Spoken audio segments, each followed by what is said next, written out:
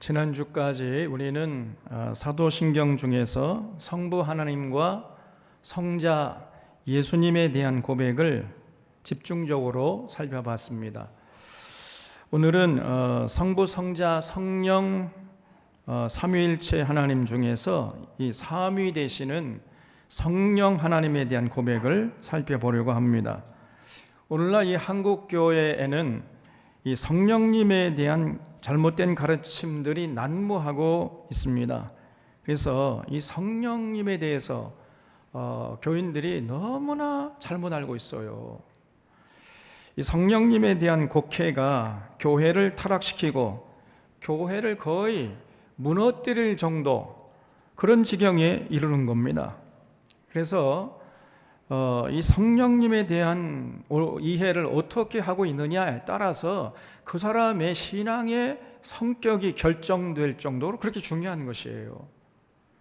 그래서 이 성령님에 대한 성경적인 올바른 이해가 정말로 시급한 것이죠. 우리가 사도신경을 고백할 때 성령을 믿사오며 이렇게 짧게 고백합니다마는 여기에는 굉장히 중요한 내용이 포함되어 있습니다.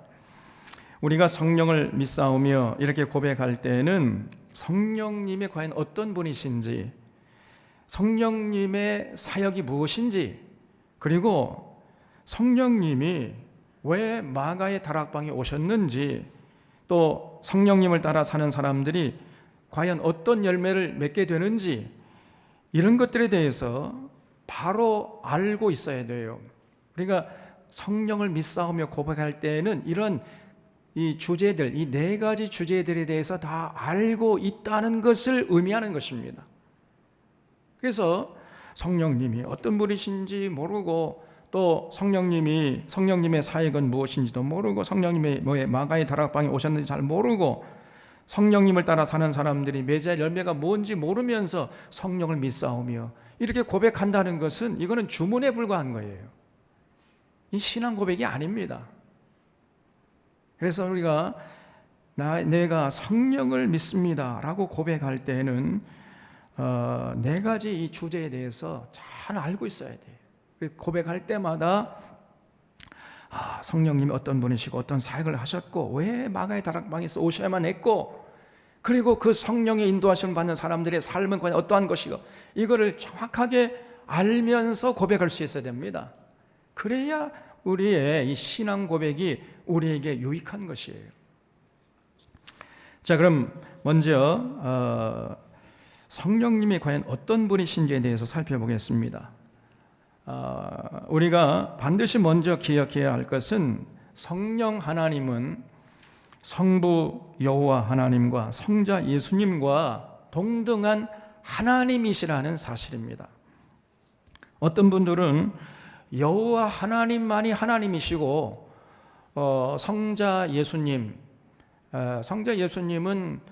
하나님과는 조금 열등한 하나님의 아들이니까 좀 하나님과는 동등됨을 취할 것을 여기지 못하고 하나님과는 조금 동등한 하나님의 아들 되시고, 그리고 성령님은 여호와 하나님, 참 하나님의 그림자 정도, 이렇게 생각을 해요. 근데 그렇지 않습니다. 성령님도 성령님만으로 완전한 인격을 갖춘 하나님이시란 말이에요. 우리가 그걸 믿고 고백하는 겁니다. 여호와도 완전한 하나님이시고, 예수님도 완전한 하나님이시고, 성령님도 완전한 하나님이세요. 그러면 하나님이 몇 분이세요? 하나님 몇 분이십니까? 제가 3이라고 알려드렸잖아요. 그럼 하나님 3분이라는 고백이에요. 여기서 그치는 것이 아니라 이 3분이 존재할 때나 사역할 때에는 완벽하게 한 몸으로 존재하신다는 겁니다. 한 몸으로 존재하거나 한 몸으로 사역하신다는 거예요. 이거를 삼위일체라고 그러잖아요. 소위 이 삼위일체 하나님이라는 개념은 우리의 이성을 초월하는 하나님의 신비에 속하는 거예요. 그러나 이 우주 만물을 창조하신 하나님의 존재 양식이 우리의 이성을 초월하는 것은 어찌 보면 이건 당연한 거지요. 그러니까 하나님이잖아요. 그래서 성부, 성자, 성령 이 세 분은 다 동등하신 하나님이시고 이 세 분 하나님이 존재할 때나 사역하실 때는 완벽하게 한 분으로 존재하거나 사역하신다. 그러면 이 세 분을 완벽하게 한 분으로 묶어주는 게 뭐냐? 그게 뭐겠어요? 그것이 사랑이라는 거예요. 그래서 하나님은 사랑이시다. 성부, 성자, 성령 하나님이 완벽하게 사랑으로 하나 됐어요. 우리가 이걸 믿고 고백하는 것입니다. 그리고 또 성경이 우리의 이성으로는 도대체 어떻게 세 분이 하나일 수가 있고 하나가 세 분일 수 있느냐, 이게 말이 되느냐, 우리 이성적으로는 납득이 안 되지만은 그러나 성경이 삼위일체 하나님을 지지하기 때문에 우리가 삼위일체 하나님을 믿고 고백하는 거예요. 그래서 성경은 여호와 하나님도 하나님이시고 성자 예수님도 하나님이시고 성령 하나님도 완벽한 완전한 하나님이라 이렇게 우리에게 계시하고 계세요. 그래서 우리가 삼위일체 하나님을 믿는 거예요. 그래서 이 삼위일체 하나님은 너무나 고상한 인격이십니다. 여호와 하나님도 자비하시고 성자 예수님도 자비하시고 성령 하나님도 자비하세요. 그래서 성령 하나님도 성부 여호와 하나님처럼 성자 예수님처럼 그 누구도 차별하지 않고 그 누구도 억압하지 않고 인격적으로 사랑으로 이렇게 대해 주신단 말이죠. 그래서 그렇기 때문에 성령님의 인도하심을 받는 사람은 반드시 그 인격이 고상해지고 훌륭해지게 되어 있습니다. 예수님처럼 그 인격과 인품이 아주 훌륭하게 되는 거예요. 그래서 우리가 성령을 믿사오며 이렇게 고백할 때마다 성령님은 너무나 고상한 인격의 소유자이시기 때문에 우리를 인격적으로 대해주시는 분이심을 믿고 고백할 수 있어야 돼요. 이게 가장 우선적으로 전제되어야 됩니다. 자, 그러면 성령님의 사역이 어떤 것들이 있겠어요?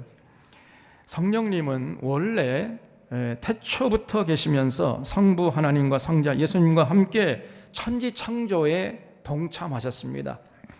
그리고 창세 이후로 인류 역사를 이끌어 오시면서 세상을 건강케 하시고 생명들을 풍성케 하셨어요. 사람들에게 여러 가지 다양한 지혜와 총명을 주시고 각종 달란트를 주셔서 위대한 예술 작품들을 남기게 하셨습니다. 그래서 여러분, 인류 역사에 남겨지는 위대한 예술 작품들을 보면요, 그냥 사람의 능력으로 된 게 아니에요. 성령의 능력을 힘입어서 그런 위대한 작품을 만들 수가 있었던 겁니다. 핸델의 이 메시아 같은 거 그거 들어보세요. 사람의 이 머리에서 나올 수 있는 그런 작품이 아닙니다, 여러분. 이런 예술가들에게 어떤 인사이트, 통찰력을 줘가지고 위대한 인류 역사에 남는 예술 작품들을 남기게 하시는 분도 성령님이시란 말이죠. 또 예언자들을 감동시키셔서 하나님의 뜻을 외치게 하셨고 또 성경을 기록하게 하기도 하셨습니다. 그뿐 아니라 사람들의 양심을 자극해서 선한 일들을 하도록 이끌어 가시고 세상의 유혹과 핍박을 이기게도 하세요. 또 환난 중에도 평안을 누리게 하시는 이런 역사를 하시고 또 정말 하나님 나라를 위해서 함께 일할 수 있는 동지를 또 만나게 하십니다. 하나님의 사람들을 이렇게 보내주시는 거예요. 성령께서 하시는 사역이 이렇게 풍성하고 아름답습니다. 또한 성령님의 사역들 중에는 예수님과 관련된 아주 특별한 사역이 있어요. 오늘 봉독한 요한복음 14장 말씀이 바로 거기에 대한 말씀이에요. 여기 16절을 보겠습니다. 내가 아버지께 구하겠으니 그가 또 다른 보혜사를 너희에게 주사 영원토록 너희와 함께 있게 하리니 그는 진리의 영이라 그랬죠. 예수님은 성령님을 일컬어서 보혜사 성령님 또 진리의 성령님이다 이렇게 소개하고 있잖아요. 성령님은 누구냐? 보혜사 성령님이요 진리의 성령님이시란 말이에요. 이 보혜사라는 헬라 말은 파라클레토스라는 말인데, 이 말은요 풀면은 돕는 자, 상담자, 헬퍼란 말이에요. 헬퍼, 쉽게 말해서. 성령님은 우리를 돕는 분이십니다. 뭘 도와주세요? 요한복음 15장 26절에 예수님께서 말씀하시기를, 내가 아버지께로 너에게 보낼 보혜사 곧 아버지께로부터 나오시는 진리의 성령이 오실 때에 그가 나를 증언하실 것이요 그랬죠. 보혜사 성령님, 이 우리를 도와주시는 성령님이 뭘 하시느냐?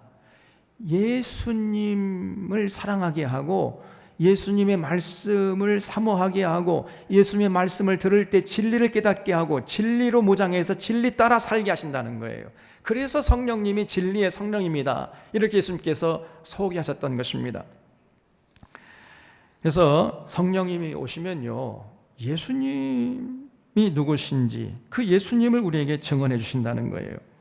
십자가에서 죽으시고 부활하신 예수님이 우리의 구세주가 되시고 우리의 메시아 그리스도이심을 증언하고 믿게 해주신다는 거지요. 그래서 십자가에서 죽으신 예수님을 전혀 부끄러워하지 않고 그 예수님을 오히려 자랑스러워하면서 그 예수님 사랑하고 예수님의 가르친 그 계명을 따라 살도록 도와주신단 말이죠. 예수님의 말씀을 경청하게 하시고 그 경청하는 시간들을 통해서 깨닫게 된 진리를 따라 살아가도록 우리를 자극하고 동기부여를 해주고 자꾸 격려하는 거예요. 그래서 성령님이 보혜사 성령님이요 진리의 성령님이신 것입니다. 그래서 우리가 성령을 믿사오며 라고 고백할 때마다 우리의 마음속에 우리의 뼛속에 아하, 성령님은 보혜사 성령님이시고 진리의 성령님이시구나, 이 사실을요 뼛속에 깊이 새겨야 돼요. 여러분, 성령님이 누구시라고요?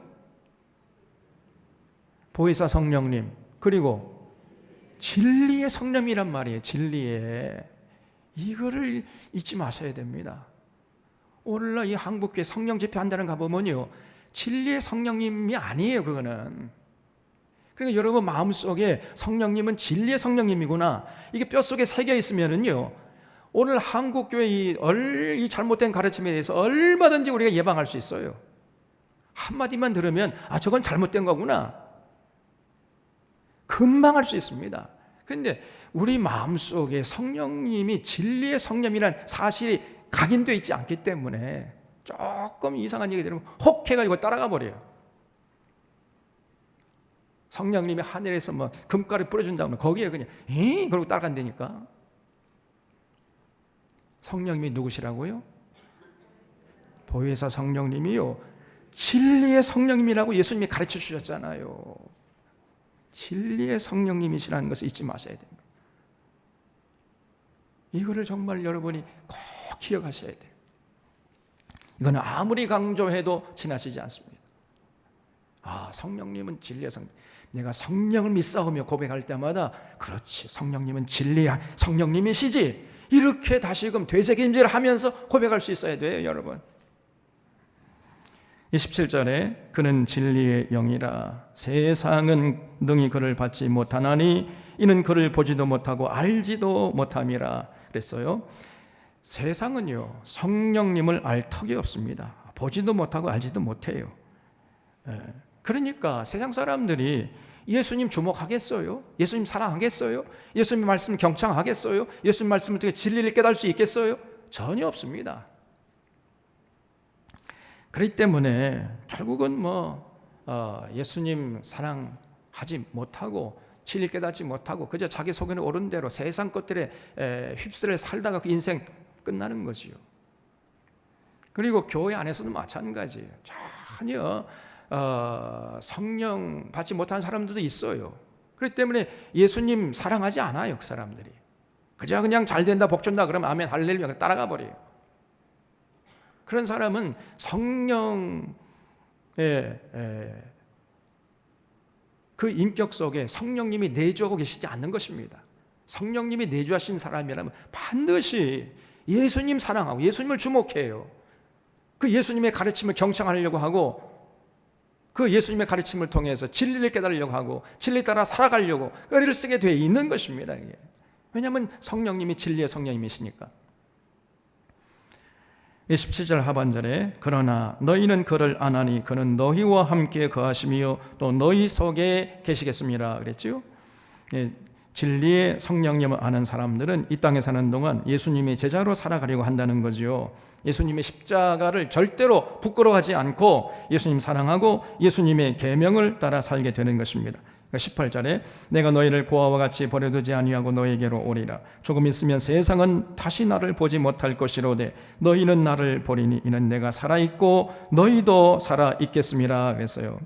그러니까 예수님이 십자가에서 죽으시고 사흘 만에 부활하실 것을 지금 말씀하는 거지요. 그래서 내가 너희를 절대로 고아처럼 버려주지 않아. 내가 다시 올 거야. 이렇게 말씀했어요. 20절에 그날에는 내가 아버지 안에 너희가 내 안에 내가 너희 안에 있는 것을 너희가 알리라 그랬죠. 그날에는 거기에 줄을 쳐주시기 바랍니다. 그 날이 언제를 말하는가 하면요, 성령님의 인도하심을 받는 자들이, 그러니까 자연스럽게 예수님 사랑하고 예수님의 계명을 지키게 되는 거죠. 그 예수님 사랑하고 예수님 계명을 지키는 날, 그 날입니다. 성령이 임해서 예수님 사랑하고 예수님의 계명을 지키는 그날에는 이런 뜻이에요. 그러면은 그날에 아하, 예수님이 하나님 아버지 안에 계시는구나, 이 사실을 알게 된다는 거예요. 그뿐 아니라 아하, 우리가 예수님 안에 거하고 예수님이 우리 안에 거하는구나, 이것을 알게 된다는 것입니다. 여러분, 성령님이 이렇게 예수님을 사랑하게 하실 뿐 아니라 예수님의 가르치신 계명을 지키도록 우리를 자극하고 격려하고 이끌어 가시는 거예요. 그래서 21절에 나의 계명을 지키는 자라야 나를 사랑하는 자니 나를 사랑하는 자는 내 아버지께 사랑받을 것이요 나도 그를 사랑하여 그에게 나를 나타내리라 그랬죠. 이 말씀은 너무나 지당한 말씀이죠. 예수님 사랑한다고 하면서 예수님의 계명에 대해서 관심도 없고 지키려고 하는 의지도 없다면은요, 그 입술에 예수님 사랑한다는 그 고백이 거짓말이에요. 100% 거짓말입니다. 이거. 아무리 예수님 사랑한다고 고백한다 할지라도 실제 삶의 현장에 나아가서 예수님의 계명을 순종하지 않고 예수님의 가르침을 따라 살지 않는다면 예수님 사랑한다는 그 입술의 고백이 그는 거짓말이에요. 금방 할 수 있습니다. 진실로 예수님을 사랑하는 사람은 더 이상 자신의 생각대로 살려고 하질 않아요. 세속적인 욕심 부리며 살지 않습니다. 과거에 그런 삶을 살았을지라도 그런 삶을 오히려 수치로 여기면서 예수님의 가르침을 따라 살려고, 예수님의 계명을 따라 살려고 그렇게 몸부림치고 발버둥 치는 거예요. 비록 또 때로 넘어지고 쓰러진다 할지라도 또 일어나서 예수님 사랑하고 예수님의 가르침을 따라 살려고 애를 쓰는 이런 모습을 잃지 않는 것입니다, 여러분.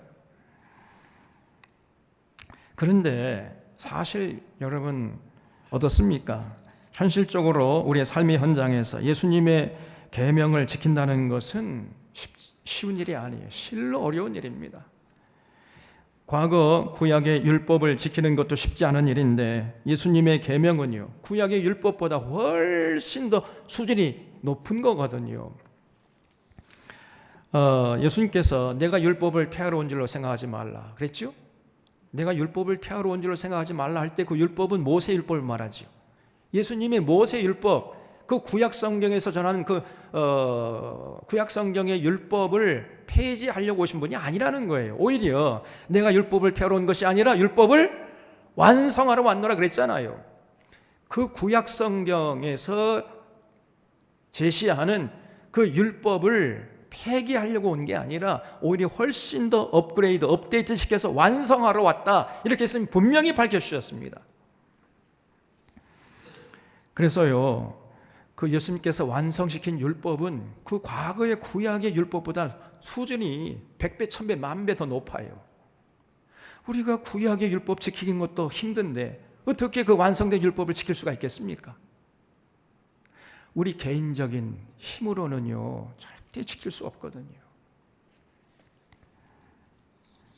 예수님의 계명을 따라서 살아간다는 건 정말로 쉬운 일이 아니에요. 그 예수님의 계명 중에 대표적인 것이 마태복음 5장에서부터 7장에 나오는 산상수훈이잖아요. 그 산상수훈, 이거는 뭐 예수님께서 산에 올라가서 제자들에게 하신 말씀 아닙니까? 그래서 제자도예요, 제자도. 너희들이 나를 사랑하고 나를 따라온다면 반드시 이렇게 살아야 된다. 이거를 아주 자세하게 가르쳐 주신 것입니다. 그것이 마태복음 5장부터 7장에 자세하게 나와 있어요. 그래서 우리가 정말 예수님을 사랑하고 예수님 계명을 따라 살기로 결단했다면 반드시 이 마태복음 5장부터 7장까지 내용을 읽고 그 말씀에 입각해서 살아가야 돼요. 근데 마태복음 5장부터 7장까지 내용을 읽어보면요, 수준이 엄청납니다. 특별히 마태복음 5장에 나오는 그 팔복, 그 읽어보면요, 이거는 도저히 인간의 머리에서 나온 말씀들이 아니라니까요. 심령이 가난한 자는 복이 있나니 천국이 저희 것이며, 애통하는 자는 복이 있나니 저희가 위로를 받을 것이며, 온유한 자는 복이 있나니 저희가 땅을 기업으로 받을 것이며, 의에 줄이고 목마른 자는 복이 있나니 저희가 배부를 것이며, 긍휼히 여기는 자는 복이 있나니 저희가 긍휼히 여김을 받을 것이며, 마음이 청결한 자는 복이 있나니 저희가 하나님을 볼 것이며, 화평케 하는 자는 복이 있나니 저희가 하나님의 아들이라 일컬음을 받을 것이며, 의를 위하여 핍박을 받는 자는 복이 있나니 천국이 저희 것임이라 그랬어요. 그래서 너희들이 정말 나를 사랑하고 내 계명을 지키려고 한다면, 그 입술의 고백이 진정성이 있다면 반드시 이렇게 살아야 된다는 거예요. 이렇게 살라고 명령하셨어요. 우리가 이 땅에 사는 동안 심령이 가난한 자로 살라고 했습니다. 또 애통하는 자가 되라 그랬어요. 온유한 자로 살고, 의를 줄이고 목마른 자로 살고, 긍휼히 여기는 자로 살고, 마음이 청결한 자로 살고, 화평케 하는 자로 살고, 의를 위해 핍박받는 자로 살아라, 이렇게 명령하셨습니다, 예수님이. 그래서 예수님 사랑한다고 고백하는 모든 교우들은요, 반드시 이 계명에 순종해야 돼. 여기에 관심을 갖고 신앙의 열정을 불태우는 것이, 그것이 바로 올바른 신앙생활의 모습입니다. 그런데 우리 같은 연약한 사람들이 어떻게 그 예수님의 수준 높은 계명을 그대로 지킬 수 있겠습니까? 거의 불가능해요. 게다가 예수님은 십자가에 못 박혀 죽은 자 아닙니까? 세상적인 눈으로 볼 때는요, 예수님은 하나님께 저주받은 자야, 신명기의 가르침에 의하면요. 그래서 예수님의 십자가가 부끄러운 것이에요. 그거는 세상적인 눈으로 보면 예수님의 삶은요, 실패한 인생 아닙니까? 그런데 어떻게 예수님 사랑하고 그 예수님의 가르치신 그 수준 높은 계명을 우리가 지킬 수 있겠습니까? 그래서 우리가 여기서 굉장히 중요한 질문을 해야 돼요. 그 질문이 뭐냐? 예수님이 아니 어째서 내가 가면 성령을 보내주심하고 이렇게 약속했을까? 이 질문 앞에 여러분 반드시 서야 돼요. 여러분 생각해 보시기 바랍니다. 아까 말씀드린 대로 성령님은 태초부터 이미 세상에 계셨다고 말씀드렸잖아요. 아니 성령님이 태초부터 이미 세상에 계셨는데 어째서 예수님이 성령님을 보내주시마 이렇게 약속하신 거예요. 예? 많은 사람들이요 여기서 오해를 합니다. 성령님은 마가의 다락방에 강림하시기 전에는 이 세상에 안 계셨다가 마가의 다락방에 강림하심으로 비로소 이 세상에 오셨다 이렇게 생각하는 거예요. 전혀 아닙니다. 성령님은 마가의 다락방에 강림하시기 전에 이미 세상에 계셨어요. 제가 아까 말씀드렸잖아요. 그러면 왜 예수님이 성령님을 보내주시마 이렇게 약속을 하셨느냔 말이에요. 그리고 마가의 다락방에서 예수님의 약속대로 성령님이 강림하신 이유가 도대체 무엇입니까? 이 질문에 우리가 반드시 대답할 수 있어야 돼요. 이 질문에 대답하려면 요한복음 14장을 전체적으로 조망할 필요가 있습니다. 그래서 요한복음 14장 내용을 전체적인 시각으로 우리가 살펴봐야 되는데 그 전체적으로 살펴보면 이런 내용이에요. 요한복음 14장을 제대로 이해하려면 요한복음 13장부터 시작을 해야 돼요. 그 요한복음 13장 보게 되면 예수님이 제자들에게 내가 장차 이제 십자가에 못 박혀서 죽게 될 것이다, 이걸 예고하셨어요. 그러면서 지금은 너희들이 내가 가는 곳에 따라올 수 없겠지만 나중에는 따라오게 될 것이다, 이렇게 또 말씀하시면서 베드로에게는 너는 새벽닭이 울기 전에 3번 나를 부인할 거야, 이렇게 예언하셨습니다. 이렇게 부정적인 말씀을 13장에서 하시니까 제자들이요 어떻겠습니까? 왜 예수님이 자꾸 그 십자가에 죽는다는 말씀을 하시냐, 그러면서 걱정하고 근심하고, 또 우리들은 뭐 예수님 가시는 걸 따라올 수가 없다고? 이게 도대체 무슨 말이냐, 이러면서 참 혼란스러워했던 거예요. 그러니까 분위기가 굉장히 침울해질 거 아니에요? 그래서 예수님이 14장에서 보면은요, 14장 1절에 처음부터 뭐라고 말씀하시냐면 너희는 마음에 근심하지 말라, 이렇게 말씀하세요. 왜 예수님께서 너희는 마음에 근심하지 말라고 하셨겠어요? 제자들이 근심하니까. 그래서 너희는 마음에 근심하지 말라. 제자 자꾸 예수님이 죽는다고 하니까 마음이 근심할 거 아니에요. 너희는 근심하지 말라. 그러면서 내가 십자가에서 못 박혀 죽는 것은 오히려 너희들을 위한 것이라는 것입니다. 너희들의 처소를 예비하러 가기 위해서 내가 먼저 하나님께 간다는 거예요. 그래서 하나님께 가서 처소를 예비하면 반드시 내가 다시 와서 너희들을 나 있는 곳에 함께 있게 하겠다, 이렇게 14장에서 말씀하세요. 나는 길이요 진리요 생명이니 나로 말미지 않고서는 아버지께로 올 자가 없느니라, 이런 유명한 말씀을 하신 것이 그 14장 초반의 말씀이거든요. 그래서 내가 가서 처소를 예비하면 다시 와서 내 있는 곳에 너희를 거하게 해줄 거다. 그래서 십자가에서 죽는 것이 오히려 제자들의 처소를 예비하는 과정이라는 것입니다. 그러므로 두려워하지 말라는 거예요. 자, 그러면 내가 다시 올 텐데 다시 올 때까지 너희들이 할 일이 뭐냐? 십자가에 못 박혀 죽은 나를 부끄러워하지 말고 여전히 나를 사랑하고, 십자가에 못 박혔다 할지라도 그 십자가에 못 박혀 죽은 예수님을 자랑스러워하고 그 예수님 사랑하고 예수님이 가르쳐주신 계명을 지키라, 이런 내용이었던 거예요. 이것이 14장의 핵심입니다, 여러분. 그런데 아까 말씀드린 대로 그 예수님의 수준 높은 계명을 지킨다는 건 쉬운 일이 아니에요. 우리 힘으로는 가능하지 않습니다. 외부에서 누군가 대단한 인격자가 도와줘야 가능한 거예요. 그래서 예수님이 보혜사 성령님, 그 진리의 성령님을 보내주시마, 이렇게 약속하신 거예요. 그 보혜사 성령께서 오셔서 하는 일이 예수님을 사랑하게 하고 그 예수님의 계명을 따라 살아갈 수 있도록 우리를 깨우쳐서 진리 따라 살도록 도와주신다는 겁니다. 그래서 성령님이 보혜사 성령님이시요 진리의 성령님이신 거예요. 그러므로 성령 충만한 사람들은 방언 기도하는 것이 아니고, 여러분 꼭 기억하세요. 성령 충만하다니, 진리의 성령님이 오시는데 자기도 모르고 남도 모르고 나도 모르고 아무도 모르는 말을 그렇게 2시간 3시간 하도록 하겠습니까, 여러분? 진리의 성령님이신데. 그 보혜사 성령님, 진리의 성령님이 오셔가지고 그 성령으로 충만한 자들은 방언 기도하는 것이 아니고 예수님을 뜨겁게 사랑하고 예수님의 가르침을 냉철한 이성으로 경청해서 그 가르침을 통해서 진리를 깨닫고 진리를 모장해서 진리 따라 이 어지러운 한복판에 나가서 살아가려고 애를 쓰는 거예요. 이게 진짜 성령 충만한 사람들의 모습인 것을 잊지 마시길 바랍니다, 여러분. 이 너무너무나 중요한 얘기예요.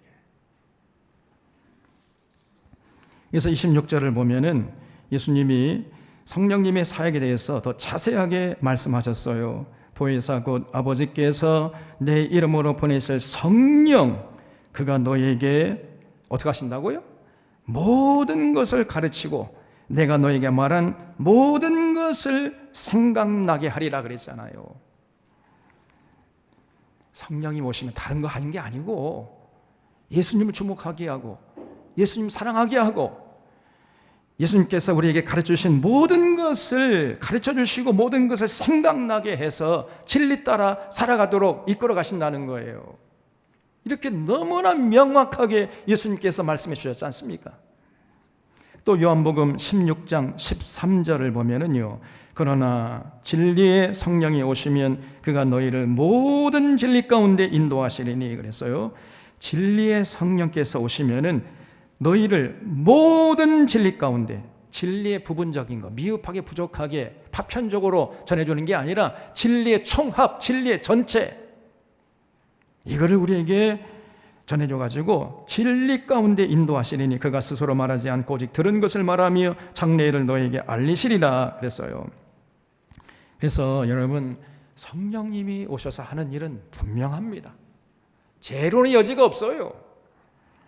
예수님을 주목하게 하고 사랑하게 하고 예수님의 말씀을 통해서 진리를 깨닫게 하고 그 진리 따라 살아도록 우리를 격려하시는 분이세요. 이런 사역을 하신단 말이에요. 성령님이. 이걸 잊지 마셔야 돼요. 오늘 한국교회 교인들이 성령님에 대해서 너무너무나 잘못 알고 있다니까요. 그저 방언기도나 하고 아말감 이빨을 금이빨로 바꿔주는 분은 그런 정도로 알고 있습니다. 전혀 아닙니다, 여러분. 자, 그렇다면 여러분 생각해 보세요. 우리들이 예수님의 진리를 깨닫고 받아들일 때 우리 몸의 어느 부분을 통해서 깨닫고 받아들이겠어요? 진리가 내 속으로 들어올 때 어떤 과정을 통해서, 어느 부분을 통해서 진리가 내 속으로 들어옵니까? 예? 어디서부터 들어와요? 어디로? 머리를 통해 들어오잖아요. 머리. 그렇죠? 진리를 깨달으려면요, 우리가 생각을 해야 할 거 아니에요. 생각. 그래서 정말 성령님이 임하시면요, 우리를 진리로 인도하기 위해서 성령께서 하시는 것은 뭐냐면은 우리의 이성을 활발하게 작동시켜 주신단 말이에요. 그래서 성령이 임하는 자들의 특징이 뭐냐면 전두엽이 활성화돼요. 전두엽이. 그래서 밖에서 들어온 정보를 이해하고 해석하고 정리해서 발표하는 역할, 이게 전두엽이 감당하는 부분 아니에요? 그래서 이 전두엽이 활성화됩니다, 여러분. 성령님이 임하시면 전두엽이 활성화되어서 냉철한 이성을 가지고 무엇이 참이고 무엇이 거짓인지를 분별할 수 있게 되는 거예요. 그리고 마음은 뜨거워져서 진리를 향한 열정이 불타오르게 되는 것입니다.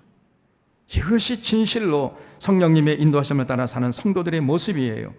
그러니까 정리하면 성령이 임하잖아요. 그러면 이성은 냉철해져서 진리를 추구하고 마음은 뜨거워져서 진리를 뜨겁게 사랑하고 실천하려고 하는 거예요.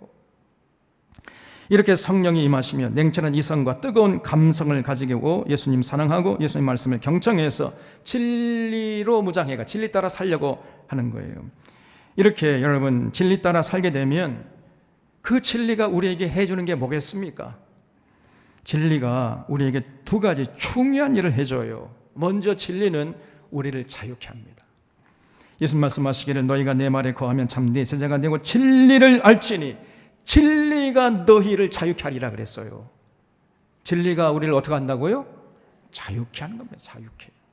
그래서 반드시 우리는 진리로 무장을 하셔야 돼. 우리가 예수님 말씀을 통해 진리를 깨닫고 진리 따라 살아가면 풍성한 자유를 만끽하면서 살 수 있습니다. 우리를 불행에 빠뜨리려 하고 우리를 얽매이려고 하는 이 무수한 것들이 상존하는 이 세상에서 그 어떤 것에도 얽매이지 않게 하고 참된 자유를 만끽하면서 살게 만들어줘요. 그 진리가. 또 두 번째 진리가 우리에게 해주는 게 있어요. 그게 뭐냐면 진리가 우리를 거룩해 합니다. 예수님 기도하시기를 저희를 진리로 거룩해 하옵소서 이렇게 기도했잖아요.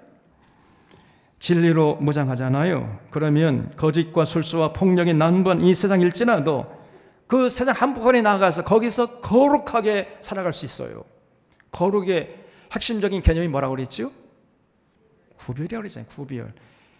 여러분 진정으로 우리가 진리로 무장하잖아요. 세상 한복판에 나가서 무엇이 참이고 무엇이 거짓인지 분별할 수 있게 되니까 거짓과 술수와 폭력과 살인이 횡행한 세상 한복판에 나가 거기서 구별되게 살아갈 수 있단 말이에요. 그래서 진리가 우리를 거룩하게 하는 겁니다.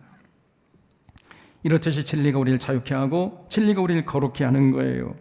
성령님은 예수님을 사랑하게 하고 예수님의 가르침을 통해 진리를 깨닫게 하고 진리로 무장하게 해서 이런 세속적인 사람들과는 전혀 차원이 다른 구별된 삶을 살게 만들어줘요. 그래서 이 마가의 다락방에 임하신 성령님의 인도하심을 받는 자들은요, 공통된 특징이 있습니다. 전에는 그렇지 않았는데 성령이 임하시고 보니까요, 그 지난날 세상 것들에 휘둘려 살았던 삶이 부끄러워지는 거예요. 육신의 정욕과 이성의 자랑과 안목의 자랑에 휘둘려 살았던 자신이 너무나 부끄럽고 창피하게 느껴지는 겁니다. 그런 삶이 후회가 돼요. 이 팍스 로마나의 질서에 따라서 세속적으로 살아가던 자신의 삶이 부끄러워져서 예수님이 가르쳐 주신 그 하나님 나라의 질서를 따라 살려고 애를 쓰게 되는 겁니다. 그러다 보니까 자신도 모르게 인격이 훌륭하게 되고 착하고 정직하고 신실한 사람으로 변해가는 거예요. 또 진리를 알게 되니까 선을 행하고 싶어지고 의에 줄이고 목마른 자가 되는 것입니다. 그래서 진리로 무장해서 점점 그 삶이 성숙해지고 성화되는 이런 삶을 살아가요. 이것이야말로 진실로 성령님의 인도하심을 받는 분명한 증거요, 구원받은 증거인 것이에요. 맞다고 또 전화가 왔습니다. 만약 여러분이 진실로 주는 그리스도시요 살아계신 하나님의 아들이십니다, 이렇게 고백할진데 여러분 마음속에 성령님이 이미 내주하고 계신다는 사실을 믿으시기 바랍니다. 이 고백 속에 정말 진정성이 담겨 있다면은 성령님이 이미 여러분과 함께 하시는 거예요. 그래서 성령으로 아니하고서는 누구든지 예수를 주시라 할 수 없느니라, 이렇게 가르쳤던 이 바울의 가르침은 절대적으로 변치 않는 진리 중에 진리예요. 오늘날 소위 성령 받으는요, 예수 믿는 것 따로, 성령 받는 것 따로예요. 따로국밥이라 그래요. 그리고 그들은 더 나아가서 성령 받은 분명한 증거는 뭐냐? 방언기도 하는 거라는 거예요. 그래서 수많은 성도들이 그렇게 방언기도를 하려고 애를 쓰고 있는데 전혀 사실이 아니에요. 그건 정말로 비성경적이고 반성경적입니다, 여러분. 예수 믿는 것 따로, 성령 받는 것 따로, 이런 거 없어요. 여러분 진실로 예수님을 사랑하고 예수님의 그리스도로 주님으로 하나님의 아들로 믿는다면은 이미 여러분의 인격 속에 성령님이 내주하고 계시다는 사실을 믿으시기 바랍니다. 성령 받았기 때문에 예수님을 믿을 수 있는 거예요. 바울은 로마서 8장 30절에서 말씀하기를 성령께서 미리 정하신 그들을 또한 부르신 그들을 또한 의롭다 하시고 의롭다 하신 그들을 또한 영화롭게 하셨느니라, 이렇게 분명히 말씀하고 있습니다. 또 베드로후서 1장 5절에서 말하기를 그러므로 너희가 더욱 힘써 너희 믿음의 덕을 덕에 지식을 지식의 절제를 절제 인내를 인내의 경건을 경건에 형제 우애를 형제 우애에 사랑을 더하라, 이렇게 가르치고 있어요. 성령님의 인도하심을 받으면요, 예수님 사랑하고 예수님의 계명을 지키려고 애를 써요. 그렇게 되니까 점점 그런 사람은 이제 성화의 계단을 차근차근 올라가서 그리스도의 장성한 분량이 충만한 데까지 이르게 되는 거예요. 자, 이렇게 성령님의 인도하심을 따라 예수님 사랑하면서 예수님의 계명을 실천하게 되면은 그 삶이 아름답게 변화되어 갑니다. 성화되어 가는 거예요. 그러니까 자연스럽게 성령의 열매를 주렁주렁 맺게 되는 것입니다. 그래서 갈라디아서 5장 22절에서 오직 성령의 열매는 사랑과 희락과 화평과 오래 참음과 자비와 양선과 충성과 온유와 절제니 이 같은 것을 금지할 법이 없느니라 그랬어요. 성령님을 따라 살면요, 자연스럽게 성령의 열매를 맺게 돼. 성령의 9가지 열매가 뭐 절치면 사랑의 열매. 참 그 사람은요, 주변 사람들에게 친정으로 사랑을 베풀려고 해요. 그리고 언제나 그 삶에 기쁨이 넘칩니다. 그리고 늘 화평케 하는 삶을 살아가려고 해요. 어딜 가든지 간에 저 미움과 증오가 있는 곳에 그 사람이 가기만 하면요, 서로 화해하고 서로 사이좋게 살게 하고, 그래서 평화의 사도 역할을 감당하는 거예요. 갈등과 싸움이 있는 곳에 평화를 심고 풍성케 하는 것입니다. 그리고 외부의 고통이 아무리 밀려와도 꼭 참아내는 인내의 열매를 맺게 돼요. 그리고 어렵고 힘든 이웃을 보면 외면하지 않고 언제나 도움을 베풀기를 즐겨하는 자비의 열매를 맺습니다. 또 법 없이도 살 만큼 그렇게 착한 삶을 살아요. 양 같은 삶, 그게 양선의 열매. 또 자기 맡은 일을 딱 부러지게 감당합니다. 어떤 일이 있어도 해내요. 비가 오나 눈이 오나 자기 사명자의 자리를 떠나지 않습니다. 이런 충성의 열매를 맺어요.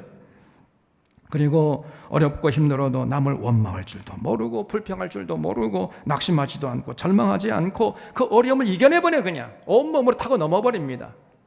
이런 온유의 열매를 맺어요.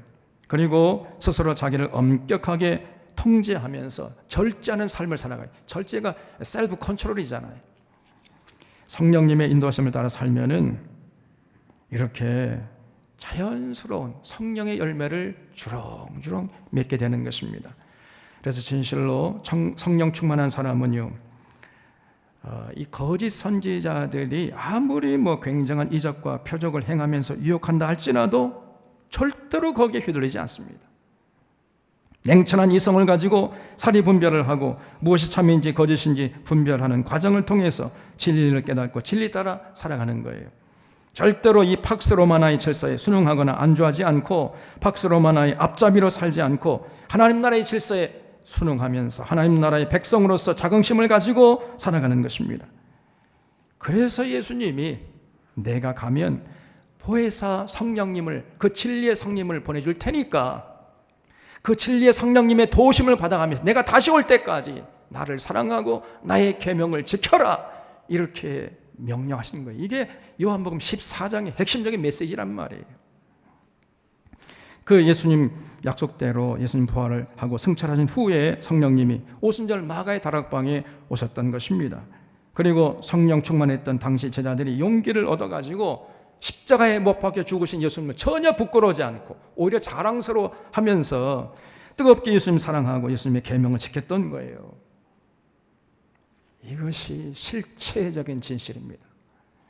우리 자론의 모든 성도들이 사도신경을 고백할 때마다 성령님이 어떤 분이시고 어떤 사역을 하시고 왜 성령님이 마가의 다락방에 오셔야만 했는지, 그리고 성령님의 인도하심을 따라 사는 자들은 어떤 삶을 살아가는지 잘 생각하면서 고백할 수 있기를 바랍니다. 그리고 삶의 현장에 나아가서 여러분 고백한 대로 성령 받은 자답게 예수님 사랑하고 예수님의 계명을 지키는데 거기에 최선을 다해야 돼요. 예수님의 계명의 핵심이 뭐예요? 서로 사랑하라, 더불어 살아라 그랬잖아요. 하나님의 공의와 정의를 강물처럼 흐르는 그런 데 관심 갖고 거기에 앞장서라. 이게 예수님의 계명의 핵심 아닙니까 여러분? 그렇게 살아가려고 최선을 다해 주시기를 주님의 이름으로 부탁드립니다. 그래서 성령님의 인도하심을 따라 예수 그리스도의 장성한 분량이 충만한 데까지 이르는 자들이 되시기를 바랍니다. 그럴 때 우리들이 진실로 참 진리 안에서 참 평안과 기쁨과 참 자유를 만끽하면서 성령의 열매를 주렁주렁 맺는 천국 백성으로 살게 될 것입니다. 하나님 나라의 질서를 따라 참으로 아름답게 살아가는 복된 인생이 될 것입니다. 기도하겠습니다.